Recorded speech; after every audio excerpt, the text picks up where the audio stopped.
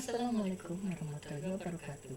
Perkenalkan, nama saya Fuad Ridho dari Prodi S1 Manajemen Universitas Cyber Asia.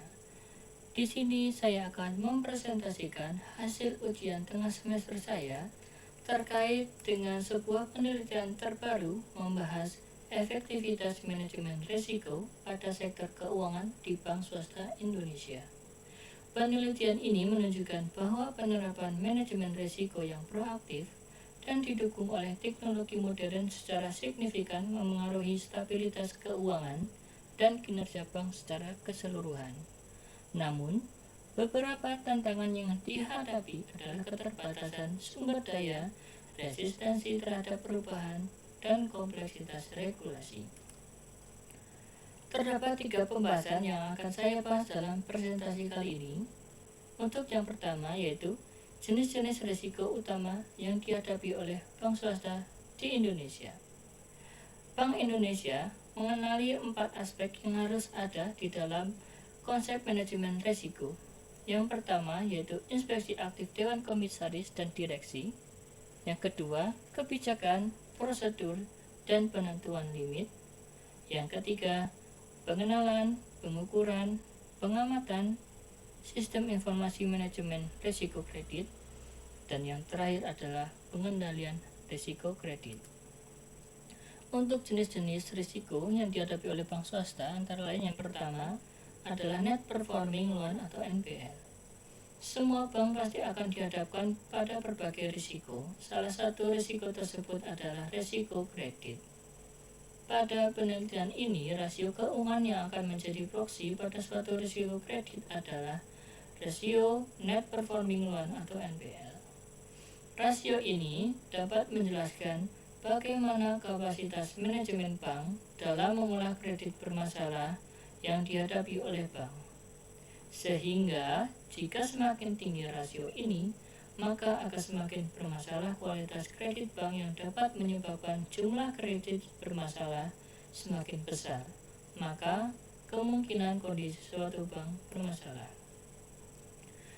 Yang kedua yaitu loan to deposit ratio atau LDR.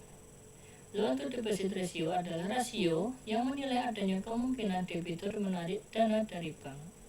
Dengan arti lain, loan to deposit ratio adalah rasio kinerja bank untuk menilai likuiditas bank dalam memenuhi kebutuhan dana yang ditarik oleh masyarakat dalam bentuk deposito, tabungan, ataupun giro. Loan to deposit ratio atau LDR bisa diartikan sebagai rasio untuk menilai jumlah kredit yang diberikan dan disamakan dengan jumlah dana masyarakat dan modal sendiri yang digunakan. Untuk yang terakhir yaitu kinerja keuangan. Pengukuran kinerja secara etisar digolongkan menjadi 2, yaitu yang pertama pengukuran bukan finansial dan yang kedua finansial. Kinerja bukan finansial adalah penilaian kinerja dengan menggunakan media informasi non-finansial yang lebih menekankan dari perspektif kualitas bantuan kepada pelanggan. Sedangkan untuk pengukuran kinerja secara finansial adalah penggunaan informasi keuangan dalam mengukur suatu kinerja perusahaan. Kinerja perusahaan dapat diukur dengan rasio keuangan yang lain seperti net performing loan atau NPL, loan to deposit ratio atau LDR, dan juga return on asset atau ROA. Untuk pembahasan yang kedua yaitu terkait dengan evaluasi strategi mitigasi risiko yang dapat digunakan untuk menghadapi tantangan.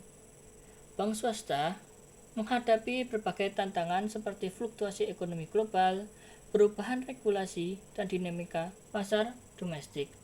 Penerapan dari praktek manajemen risiko yang efisien dapat membantu untuk menjaga stabilitas keuangan dan meningkatkan kepercayaan terhadap nasabah dan investor.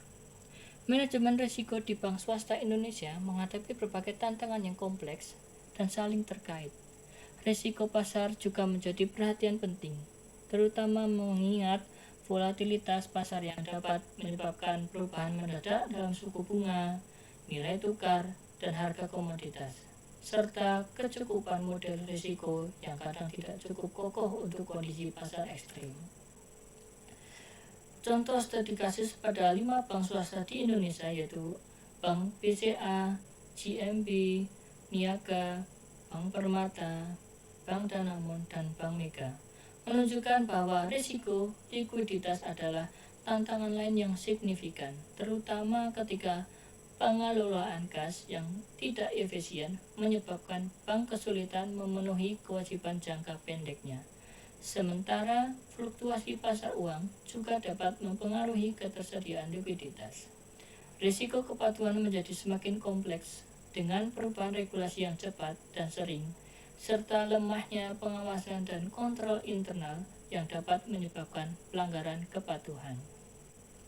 Terakhir, risiko reputasi bisa berdampak besar pada bank akibat insiden keamanan cyber dan ketidakmampuan dalam menangani krisis yang dapat merusak kepercayaan nasabah dan pemangku kepentingan. Untuk pembahasan yang terakhir, yaitu terkait dengan rekomendasi inovasi atau pendekatan baru untuk meningkatkan efektivitas manajemen risiko pada sektor perbankan. Terdapat pendekatan yang holistik dan proaktif, antara lain yang pertama, mencangkup peningkatan teknologi, pelatihan, kepatuhan terhadap regulasi, dan penguatan budaya risiko di seluruh organisasi. Yang kedua, bank dapat lebih baik dalam mengidentifikasi, mengukur, dan mengelola berbagai jenis risiko yang dihadapi, sehingga dapat mendukung stabilitas dan pertumbuhan yang berkelanjutan. Dan yang ketiga, memastikan bahwa potensi ancaman diidentifikasi dan dikelola secara proaktif, mengurangi dampak negatif terhadap operasi dan keberlanjutan organisasi. Penerapan efektivitas manajemen risiko pada bank swasta melibatkan serangkaian proses yang terstruktur dan sistematis untuk memastikan risiko-risiko yang dihadapi bank dapat dikelola dengan baik. Penerapan efektif manajemen risiko pada bank swasta tidak hanya melibatkan penerapan teknis dan operasional, tetapi juga memerlukan komitmen strategis dari seluruh organisasi untuk secara proaktif mengelola dan mengurangi risiko. Keterbatasan sumber daya bisa menjadi hambatan besar dalam implementasi manajemen risiko. Manfaatkan sumber daya yang sudah tersedia dan cari metode untuk mengotomatisasi dan menggunakan teknologi untuk meningkatkan prosedur. Sekian presentasi dari saya. Terima kasih. Mohon maaf apabila terdapat kesalahan kata. Saya tutup. Wassalamualaikum warahmatullahi wabarakatuh.